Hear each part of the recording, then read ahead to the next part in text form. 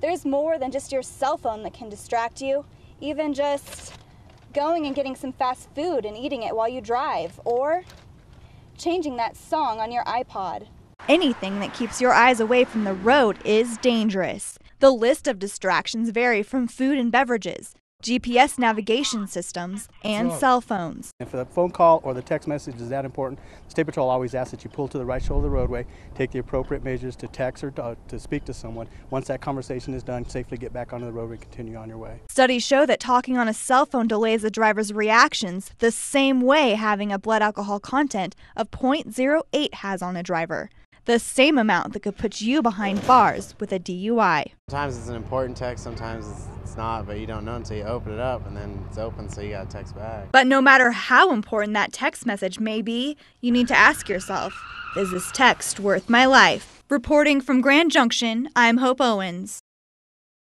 A group of homeless residents who live down by the Colorado River were left with a ruined camp. Everything was in disarray, everything was torn down, all our tarps were cut down. The suspects of the vandalism were 3 Grand Junction police officers. The officers had been in the camp looking for a man possibly involved in a theft. But the residents of the camp say the officers had no reason to slash their tents with knives, slash their bike tires, or leave their campsite a mess.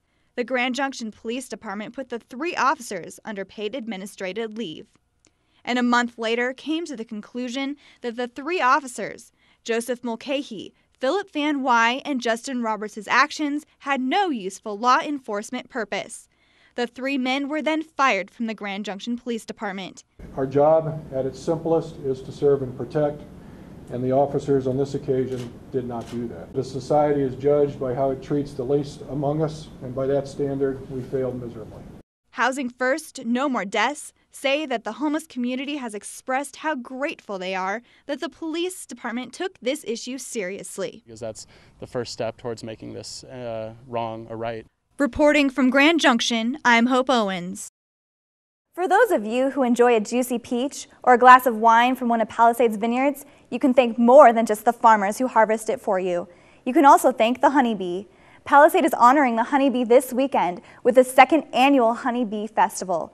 It's more than just fun and games. It's also a time to understand the true importance of the honeybee. Spelling bees, honey wine, and a giant beehive are just a few of the things visitors will find this weekend in downtown Palisade. Over the past few years, honeybees have been declining. Officials say the decline could be because of pollution, the increase in cell phone use, and people destroying beehives. About 3/4 of the world's 250,000 flowering plants require pollination. A decline in bees simply means there's less fruit and it's not as good quality. If the bees get too low, it means there's no food. Every 3rd mouthful of food that you eat has something to do with pollination. And with the decline in honeybees, farmers are left having to rent beehives, which is very costly. The price of bees has gone up about 4-fold, 3 to 4-fold. The Honeybee Festival continues tomorrow in Palisade with activities all around Palisade's town center. And don't forget, the next time that you take a bite out of that juicy peach or take a sip of that fine wine, it's thanks to the honeybee that it tastes so sweet. We'll get to that story in just a minute, but first, some breaking news. Officers have taken 2 people into custody in connection to an armed robbery. The Grand Junction Police Department responded to Dixon Park near the Orchard Mesa bowling lanes around 8 o'clock this evening and arrested Dustin Dees and Samantha Hansen, who allegedly robbed 4 male and 1 female juveniles. The suspects were arrested after being stopped at F Road and Entrada. We will continue to follow that story and bring you the latest as it becomes available. That's far less than economists predicted, leaving millions of people still looking for work. Officials say about 15 million Americans were unemployed in May. The unemployment rate was 10.1% last October, hitting a 26-year high. The project took almost a year to complete, and thanks to the many volunteers and donations from local businesses, the remodel project was a huge success.